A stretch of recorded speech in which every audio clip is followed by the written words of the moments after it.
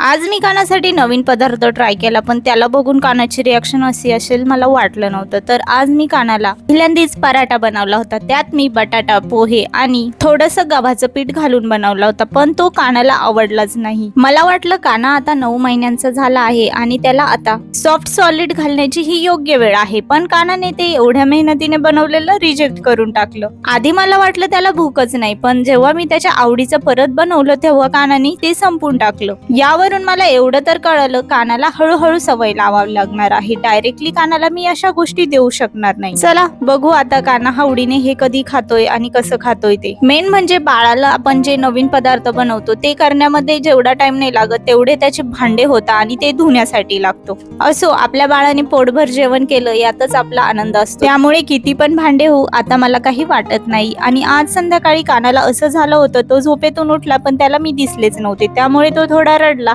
नंतर काकाच्या हाताने कानाने पोटभर जेवण केलं. आजी बाबा सोबत आम्ही बाहेर मस्त गप्पा मारल्या, काकाचा डान्स बघितला. असा होता आजचा आमचा दिवस. चला तर भेटूया नेक्स्ट व्लॉग मध्ये. बाय.